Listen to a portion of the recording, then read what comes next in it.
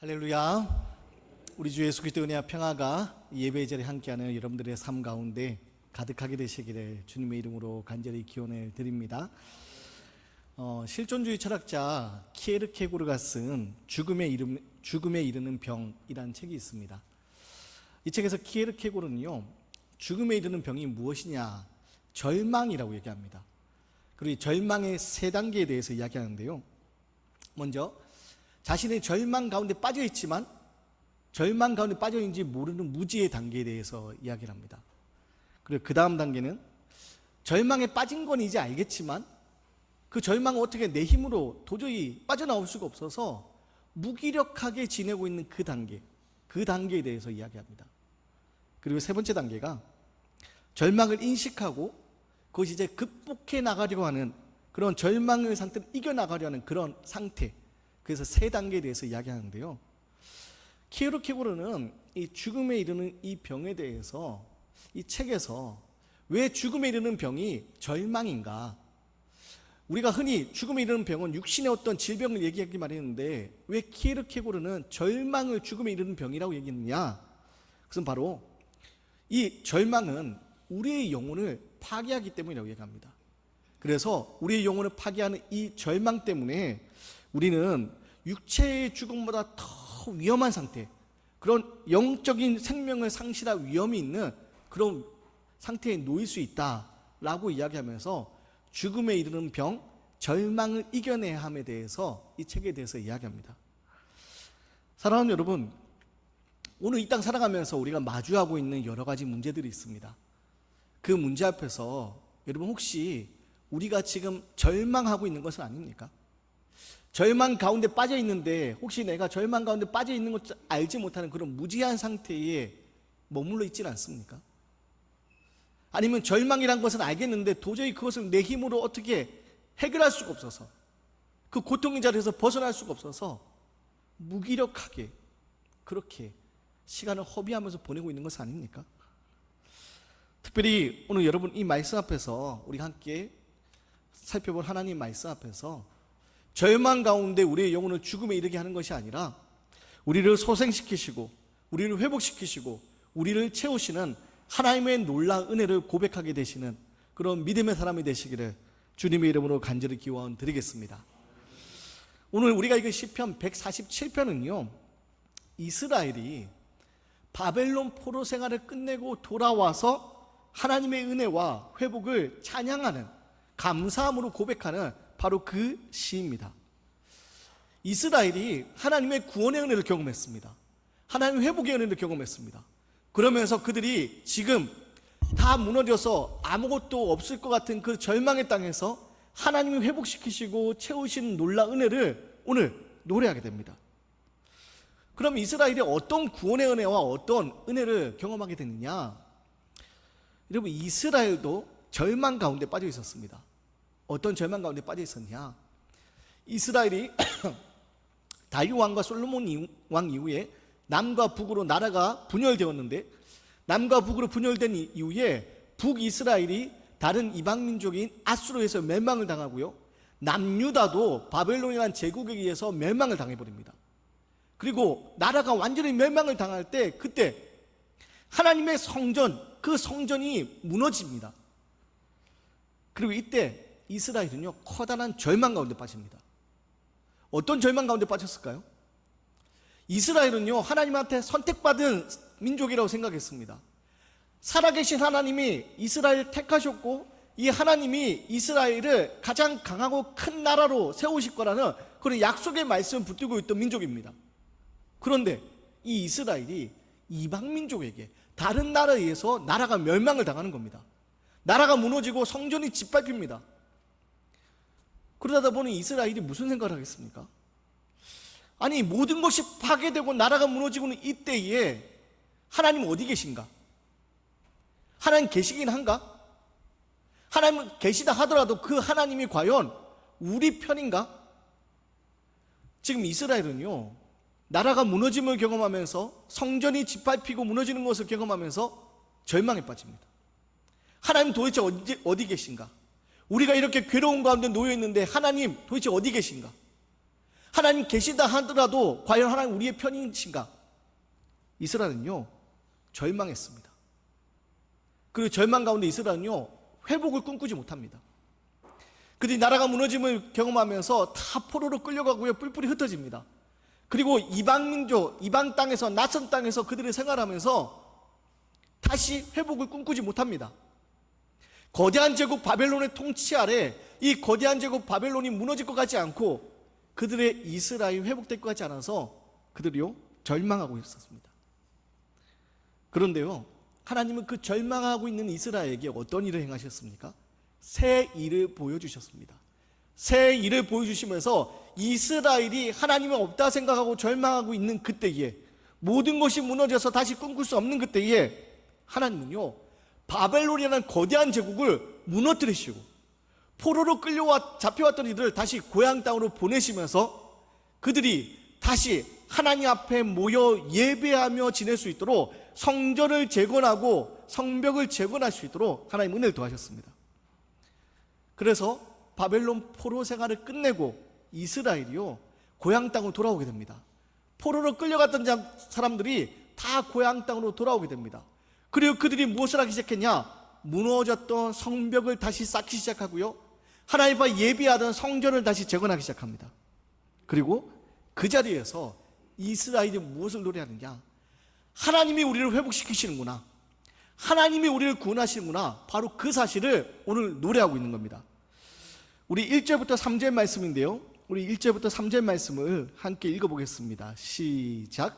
할렐루야, 우리 하나님을 찬양하는 일이 선함이요 찬송하는 일이 아름답고 마땅하도다.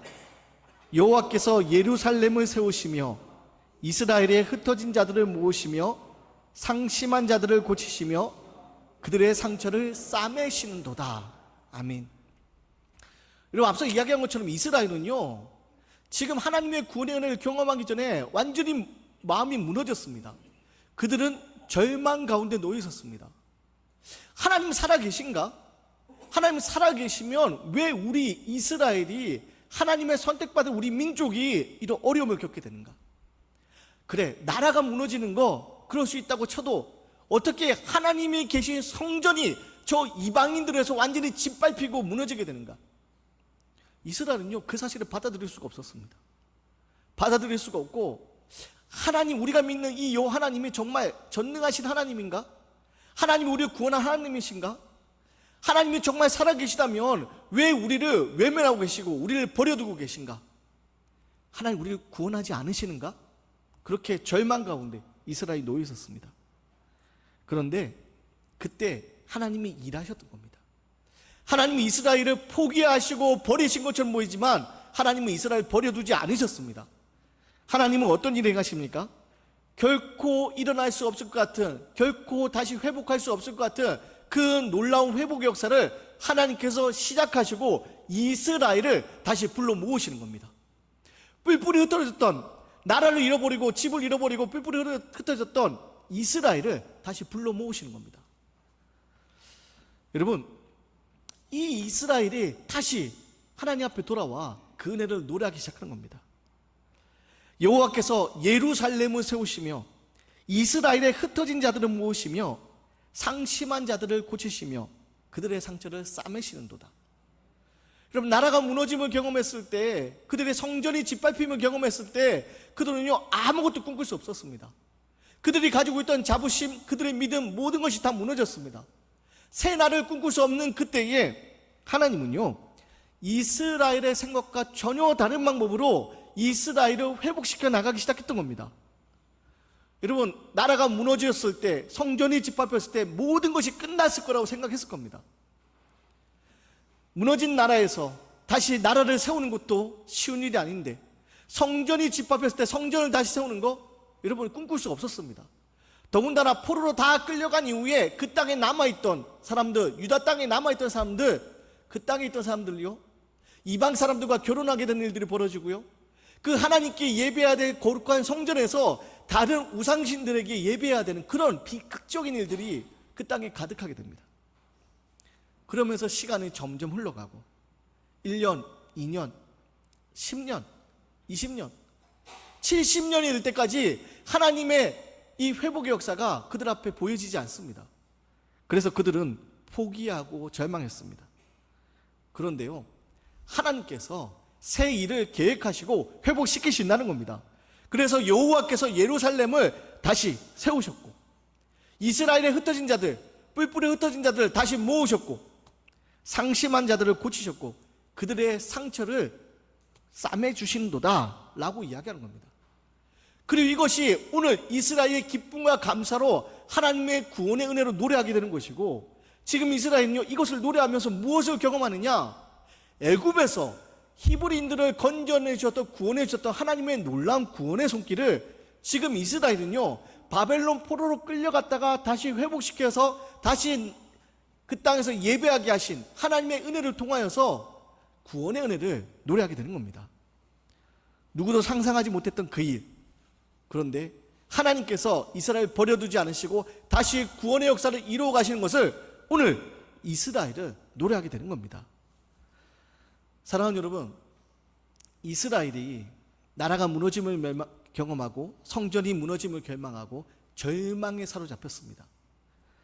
그런데 이 땅 살아가는 우리들도 이런 절망 가운데 놓일 때가 있습니다.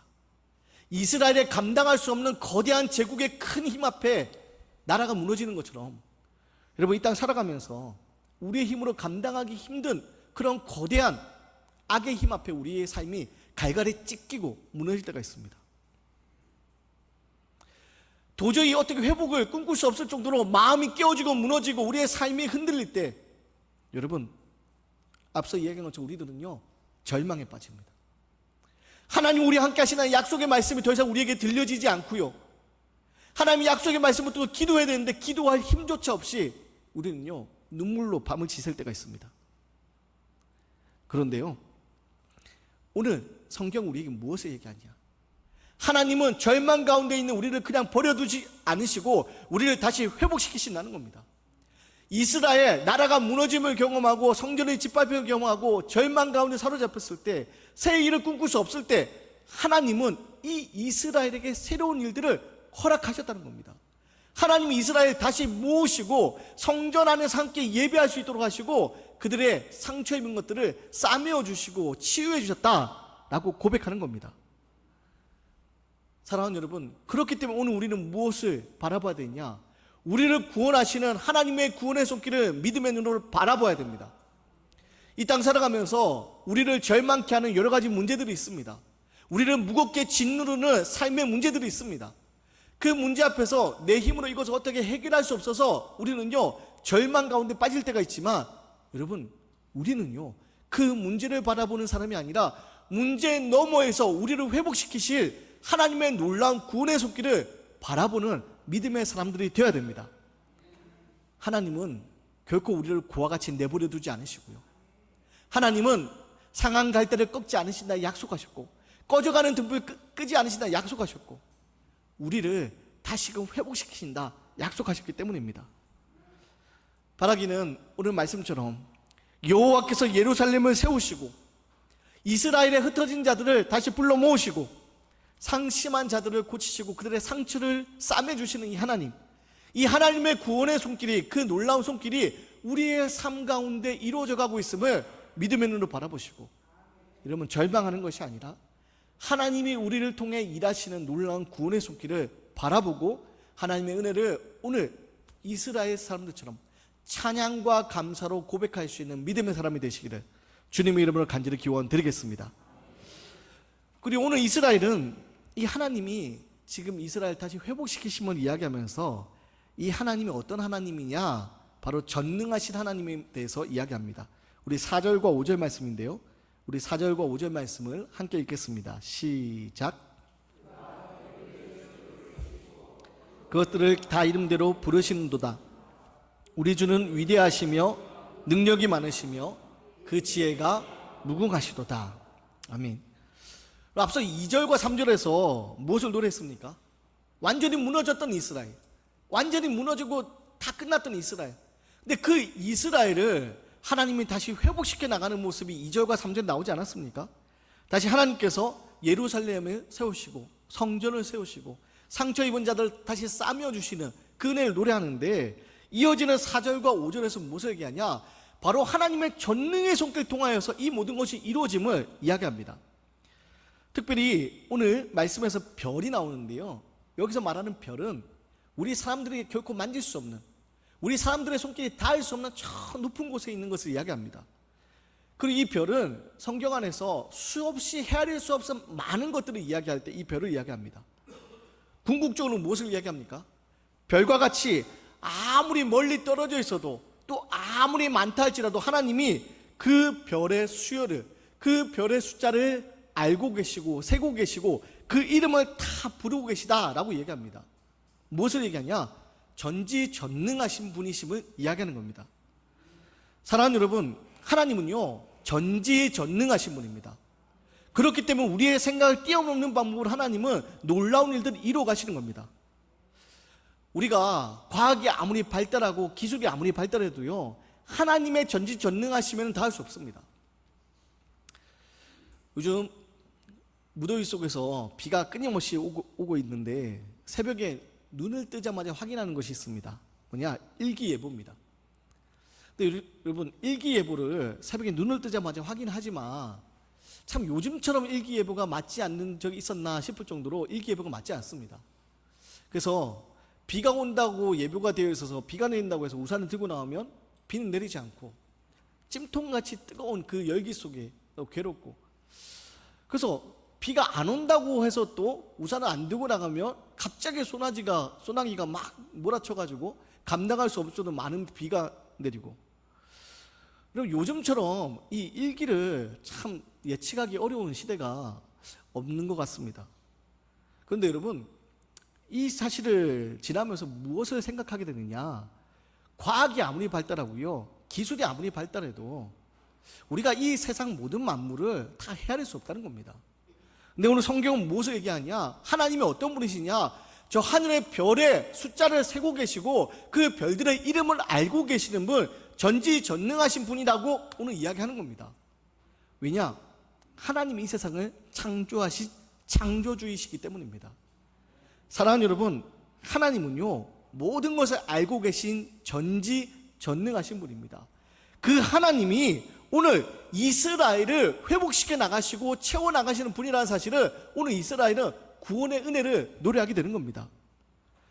그래서 여러분, 오늘 말씀 앞에 별들의 숫자를 헤아리시고 그 이름을 다 아시는 전지전능하신 하나님, 그 하나님께서 우리의 삶을 채워 나가시고 회복시켜 주시는 분이라는 사실을 믿음의 눈으로 바라보고 기대하시기 바랍니다. 그래서 오늘 8절과 9절 말씀인데요, 우리 8절과 9절 말씀을 함께 읽겠습니다. 시작. 그가 구름으로 하늘을 덮으시며 땅을 위하여 비를 준비하시며 산에 풀이 자라게 하시며 들짐승과 우는 까마귀 새끼에게 먹을 것을 주시는도다. 여러분, 전지전능하신 분이 지금 어떤 일을 행하신다고요? 지금 8절과 9절에 보면 하나님이 돌보시고 살피시는 놀라운 손길에 대해서 오늘 이스라엘이 노래하는 겁니다. 여러분, 전능하신 하나님은요, 전지전능하신 하나님은요, 우리의 모든 걸 다 알고 계시는 분입니다. 우리의 모든 걸 다 알고 계신다는 말은요, 우리의 아픔과 우리의 괴로움, 우리의 슬픔을 모른 척 외면하시는 것이 아니라 하나님의 손길로 우리를 채워주시고 우리를 회복시켜 나가시는 분이라는 사실입니다. 오늘 8절 9절에 무엇을 얘기합니까? 구름으로 하늘을 덮으시고 땅에 비를 준비하시고 산에 풀이 자라게 하시고 들짐승과 우는 까마귀 새끼에게 먹을 것을 주시는도다. 여러분, 너무나도 뜨거운 태양빛 아래서 그늘이 필요할 때 있지 않습니까? 너무나도 뜨거운 태양빛 아래 그늘이 필요할 때 하나님 어떻게 하신다고요? 구름으로 하늘을 덮어주신다는 겁니다. 뜨겁게 내리는 태양빛 아래 땅이 메말라서 쩍쩍 갈라질 때 물이 필요하지 않겠습니까? 하나님 무엇을 준비하신다고요? 비를 준비하신다는 겁니다. 그래서 산에 풀이 자라게 하시고 들짐승과 우는 까마귀 새끼, 여러분, 여기서 말하는 들짐승과 우는 까마귀 새끼 다 보잘것없는 것을 이야기합니다. 산에 자라는 이 풀도요, 히브리어로 하치라는 말을 쓰는데 아침에 났다가 밤에 시드는 아무 보잘것없는 것을 이야기합니다. 여러분, 그런 풀조차도 하나님께서 자라게 하신다는 겁니다. 그리고 들짐승, 아무에게 돌봄받지 못한 들짐승, 까마귀 새끼, 아무에게도 그렇게 귀하게 여겨지지 않은 까마귀 새끼, 그 까마귀 새끼도 하나님께서 돌보신다는 겁니다. 무엇을 얘기합니까? 전지전능하신 하나님께서 돌보신다는 겁니다. 사랑하는 여러분, 그렇기 때문에 우리는요, 절망하지 않고 하나님의 손길 아래 소망으로 나아갈 수 있는 겁니다. 그래서 오늘 우리가 다 읽지 못했지만 오늘 12절 이하에는요, 무엇을 얘기하냐? 채우시는 하나님의 놀라운 손길에 대해서 이야기합니다. 그래서 13절 보면요, 아름다운 밀로 배불러 먹이신다, 필요에 따라 채워가시는 하나님의 놀라운 손길에 대해서 이야기합니다. 사랑하는 여러분, 하나님은요, 우리를 알고 계신 분이고, 우리의 아픔을 알고 계시고 슬픔을 알고 계시고, 그 아픔과 슬픔을 만져주시고 위로해 주시고 상처를 싸매어가고 회복시키고 필요에 따라 채워주시는 바로 그분이시라는 사실을 여러분 오늘 말씀을 통해서 기억하시기 바랍니다. 말씀 서두에 키에르케고르가 쓴 죽음의 병에 이르는 그 책, 죽음에 이르는 병에 대한 절망에 관한 이야기를 했는데요, 여러분 죽음에 이르는 병이 아닌 삶에 이르는 병 또한 있습니다. 삶에 이르는 병이라는 책이 있는데요, 이 목사이시면서 신학자이셨던 한국신학대학 학장으로 지내셨던 고 김종주 목사님이 쓰신 책입니다. 앞서 우리가 앞에 찬양했던 찬송가 9장을 작사했던 그분이기도 한데요, 이 김종주 목사님이 삶에 이르는 병이라는 책을 썼습니다. 근데 그 책의 내용이 뭐냐? 어떤 학문적인 그런 책이 아니라 이분이 투병생활을 하셨거든요. 투병생활을 하면서 그 가운데 느낀 하나님의 은혜에 대해서 수필 형식으로 쓴 책입니다. 간단하게 좀 말씀을 드리면 이 김종주 목사님이 1914년 경남 동래에서 출생하셨습니다. 그리고 미국 유학을 준비하던 1946년에 폐결핵 진단을 받습니다. 여러분 1940년대에 폐결핵, 여러분 고치기 힘든 병 아닙니까? 그래서 많은 사람들이 그 병 때문에 죽잖아요. 당시 폐결핵이 아주 치명적인 질병으로 여겨졌기 때문에 이 김종주 목사님도요, 결국에는 유학의 꿈을 접고 국립마산 결핵요양소에 입원해서 투병생활을 하게 됩니다. 근데 투병생활을 하게 되는데 병이 나아지지 않는 거예요. 병이 나아지지 않고 결국 증상이 심한 사람들만 모아놓은 그 병동에 이 목사님이 지내게 됩니다. 그래서 마음속에 무엇이 찾아오냐? 절망이 찾아옵니다. 목사님이셨거든요. 근데 지금 투병생활하면서 이 마지막 죽음을 기다리는 사람들만 모아놓은 그 병동에서 절망이 찾아옵니다. 너무 괴롭고 절망스러워서요, 하나님에 대한 기도가 나오지 않더래요. 원망만 나오더래요. 근데 절망이 가득한 그 죽음의 병동에서 이 김종주 목사님이 하나님의 큰 은혜를 경험합니다. 어떤 은혜를 경험하느냐? 하루는 병상에 누워있는데 창문에 열려진 틈을 통해서 나비 한 마리가 날아오더래요. 근데 나비 한 마리 날아왔는데 나비가 병실에 들어왔다가 나가기 위해서 몸부림치지 않겠습니까? 근데 유리로 있으니까 나갈 길을 찾지 못하고 자꾸 부딪히면서 막 나가고 싶어 하는데 못 나가는 것 같아서 이 목사님이 이렇게 힘든 몸을 일으켜서 나비를 좀 내보내주려고, 나비를 잡아서 내보내주려고 하는데, 여러분 그 나비가 잡히겠습니까? 나비를 내보내주려고 도와주려고 하는데 나비는 그것을 알지 못하고 자꾸 거기에서 도망을 치는 겁니다. 그러다 보니 나비가 참고 도망치면서 유리에 부딪히고 이제 기진맥진해서 막 그러고 있는 모습을 보면서 이 목사님이 깨닫습니다. 하나님이 나를 좋은 곳으로 인도하려고 하셔도 내가 마치 이 나비처럼 그 하나님의 손길을 피해서 이리저리 다니다가 내가 발버둥 치다가 죽음에 이르게 되겠구나. 하나님이 나를 좋은 곳으로 옮겨주시려고 하는 그 생명의 손길도 내가 거부하고 있는 것은 아닌가라고 깨닫습니다. 그러면서 하나님 앞에 목사님이 기도하기 시작합니다. 하나님, 제게 이 병을 주신 이유가 무엇입니까? 자, 이곳에서 건강을 회복해 나가지 못한다 할지라도 여기 있는 동안, 이 결핵 요양병원에 있는 동안 이곳에 있는 사람들을 내가 하나님의 은혜와 사랑으로 돌보겠습니다. 그러면서 환자들에게 밥을 먹여주고요, 환자들의 병실을 청소하고 화장실을 청소하고 또 절망 가운데 있는 사람들에게 말씀으로 설교를 하면서 위로를 하고, 여러분 그렇게 김종주 목사님이 지내기 시작합니다. 근데 참 희한한 이상한 일이랍니다. 목사님의 몸이 점점 안 좋아져서 마지막 이제 증상이 심한 사람들 모여있던 병동에 있지 않았습니까?